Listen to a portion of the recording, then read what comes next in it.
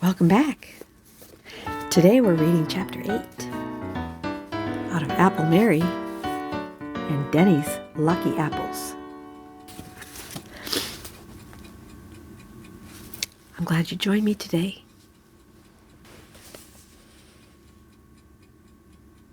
Chapter 8. A Dangerous Rival. One evening, Mr. Sprocket, Apple Mary's recently reformed business manager, stopped in to see her when Bertram happened to be calling on Louise. Mr. Sprocket stopped short in the doorway of the living room at the sight of the slickly handsome stranger. And then he sought out Apple Mary. "Mary, who's that man in there?" he demanded. "Louise's friend Bertram," she explained casually. "Why? What's the matter, Mr. Sprocket? You're as white as a ghost." Nothing. I'm all right," insisted Sprocket nervously. "Feel a bit faint.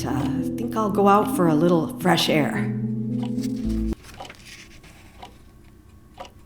First, he stopped for another glance at the couple in the living room. "That fellow with Louise, I'd know him anywhere," he muttered to himself. "I wonder if he's here spying on Apple Mary. He hasn't seen me, thank heavens. But why else should he be changing his name?" Next, Sprocket consulted Dennie. "Say, Dennie, has that Bertram person asked you any questions about your grandma?" he asked. "No, Mr. Sprocket," Dennie assured him. "I wouldn't tell him anything if he did." "That's right," Sprocket applauded. "I don't like him," Dennie explained. "I always scrooch down in my chair when he comes, so he won't talk to me."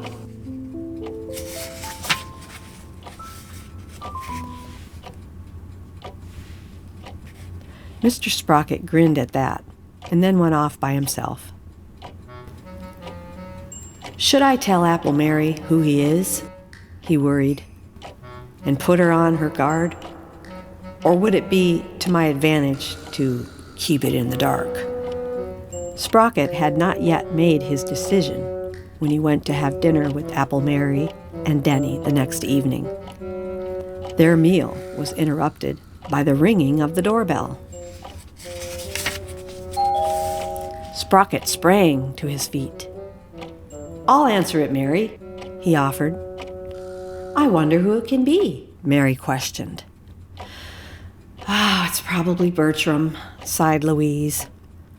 "I'm going out with him tonight to please Mother.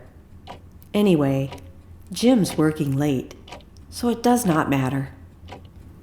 Sprocket overheard this bit of conversation just as his hand was on the doorknob, and he stopped. Short with a start. "Good night," he thought desperately. "I don't dare let him in. I'm afraid he'd recognize me. He hasn't seen me for years, but can't take a chance. What'll I do?" After a moment's hesitation, he swung the door open, masking his face behind a handkerchief in one hand. "Well, it's about time. What's the matter with you, fellow?" snapped the irritable Bertram. I've got a bad cold," blubbered Sprocket. At last, Louise came to Sprocket's rescue. "Hello, Bertram," she said, and led him back with her into the dining room. Boy, he didn't recognize me. Whew, Sprocket sighed with relief. Was that a close call? I've got to watch my step. Funny, he isn't suspicious of Apple Mary and Dennie, he went on to himself, peeking into the dining room. It hardly seems possible that his coming here is accidental. He must have heard all about it. When Louise and Bertram had left for the evening, Mr. Sprocket had a chance to talk with Mary. "Mary, I have to ask you to do something," he began hesitantly. "You won't like it, but it's absolutely necessary." "Why, Mr. Sprocket, what's the matter?" Mary asked. "You'll have to get another nurse for Dennie," he burst out. "Louise must go." Mary's face grew stern. "Absolutely not," she declared. "That's silly." "I've nothing against Louise," Sprocket explained quickly. "But we've got to keep that Bertram away from here."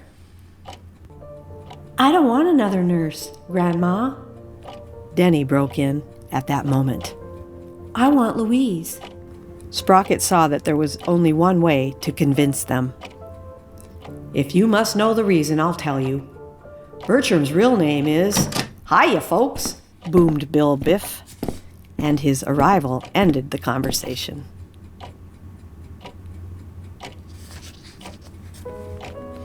Later that evening, when Apple Mary and Dennie were alone again, they were discussing the strange turn of events.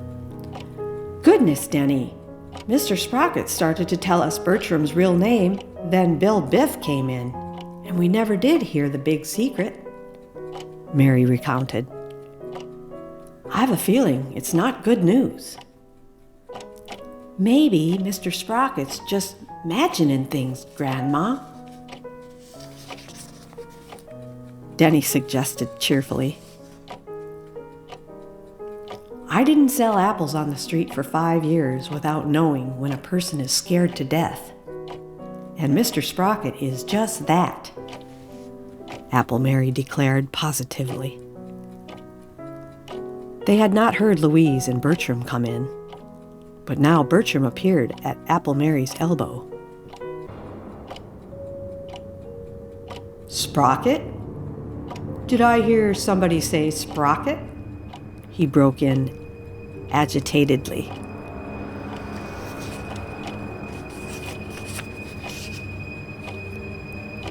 "Why, hello, Mr. Bertram," Apple Mary replied. "Yes, I guess maybe you did." "That's queer," murmured Bertram, his eyes narrowing suspiciously. "It's not a common name. It couldn't be the same one. Who is he, anyway?" "Just my business manager," said Mary shortly, thinking to herself, "Careful, Mary. Something tells me we're getting on thin ice."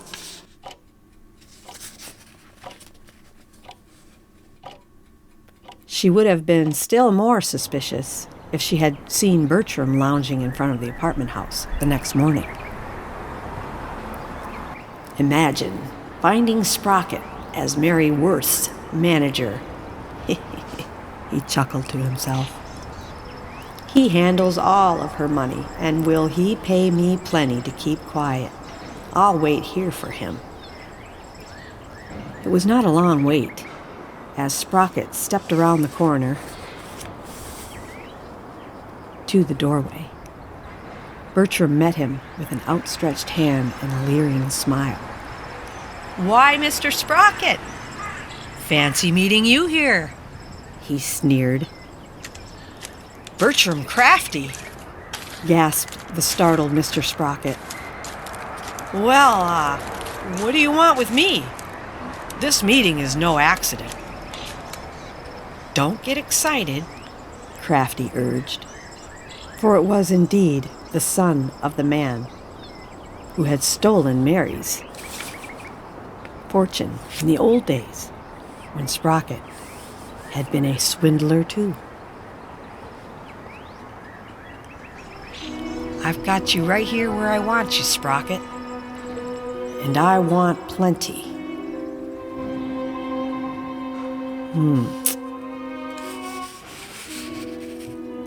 I hope you'll join me for Chapter 9. Find out what's going to happen between these two. The net tightens. Oof. Interesting.